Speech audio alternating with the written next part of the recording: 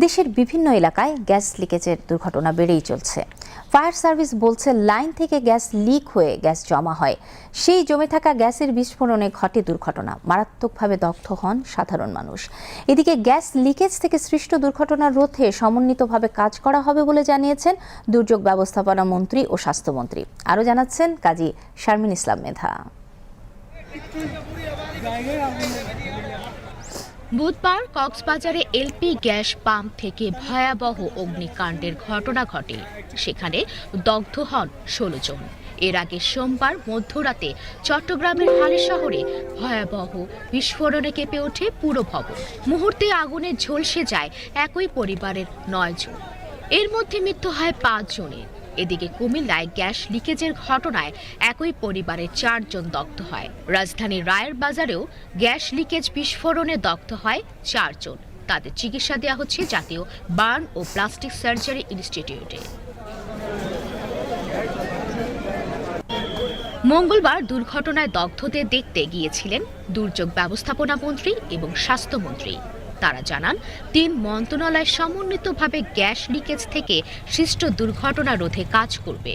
আমাদের হসপিটালের সম্ভাব্য যতগুলি চিকিৎসা দেওয়ার মতন ব্যবস্থা আছে, সর্বোত্তমভাবে তাদেরকে চিকিৎসা দেওয়া হচ্ছে। আমি নিজেও দেখে এসেছি। বাকি যদি আরও কিছু লাগে আমি আশ্বস্ত করেছি, আমরা উভয়ই আমাদের হাসপাতাল কর্তৃপক্ষকে আমরা সেটা যোগান দেব। গ্যাস লিকেজ থেকে এবং গ্যাস সে যে সিলিন্ডারগুলো ব্যবহার করা হয়, মেয়াদোত্তীর্ণ সিলিন্ডারগুলো ব্যবহার করা হয়, এগুলোতে কিভাবে একটা নিয়মের মধ্যে নিয়ে আসা যায় সেগুলো নিয়ে আমরা অল্প সময়ের ভিতরে 3 মন্ত্রণালয়ে বসে কাজ করব, যাতে করে ভবিষ্যতে এই ধরনের দুর্ঘটনা থেকে কম ক্ষতি হয় সেই ব্যবস্থাটা করার চেষ্টা করা হবে। লাইন থেকে গ্যাস লিক হয়ে গ্যাস জমা হয়, সেই জমে থাকা গ্যাসের বিস্ফোরণে দগ্ধ হন দুর্ঘটনার শিকাররা। এমনটাই জানালেন ফায়ার সার্ভিস ও সিভিল ডিফেন্সের মহাপরিচালক। যে রান্নাঘরে কখনোই গিয়ে সাথে সাথে আগুন জ্বালানো যাবে না। যদি গ্যাসের চুলা থাকে তাহলে আগে জানলাগুলি খুলে দিতে হবে, যাতে কোনো কারণে গ্যাস জমে থাকলে, লিকেজে গ্যাস জমে থাকলে যাতে বের হয়ে যেতে পারে, অথবা কোনো ধরনের গ্যাসের গন্ধ পেলে আগে লিকেজ হচ্ছে কিনা সেটা নিশ্চিত না হয়ে আগুন জ্বালানো যাবে না। আর সর্বোপরি সবসময় যেটা বলেছি যে কোয়ালিটি জিনিস বা মানসম্পন্ন জিনিসগুলি ব্যবহার হচ্ছে কিনা সেটা ঘরের সবাইকে সচেতন হতে হবে এবং সময় সময় চেক করতে হবে। তাহলে রান্নাঘর থেকে যে সিলিন্ডার দুর্ঘটনা সেটা কমানো যাবে। এলপিজি ফিলিং স্টেশন যেখানে হবে সেটার অবশ্যই লাইসেন্স নিতে হবে। আমাদের ফায়ার সেফটি প্ল্যানের বিষয়গুলি থাকে, নিরাপত্তার বিষয়গুলি, সেগুলি ফায়ার সার্ভিস থেকে অনুমোদন নিতে হবে।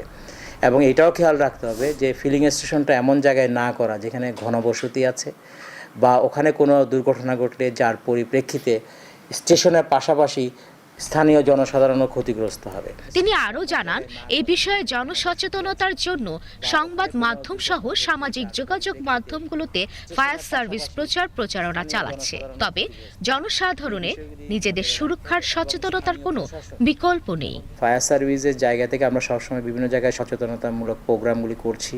আপনারা আমাদের ফেসবুকে গেলেও দেখবেন আমরা বিভিন্ন জায়গায় বিভিন্ন ধরনের মহড়া করছি, লোকজনকে বোঝাচ্ছি গ্যাসের লিকেজ হলে কি করতে হবে।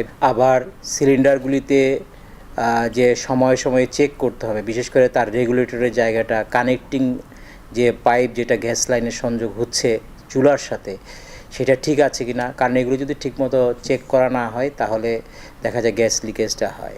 কাজী শারমিন ইসলাম মেধা, বিটিভি নিউজ, ঢাকা।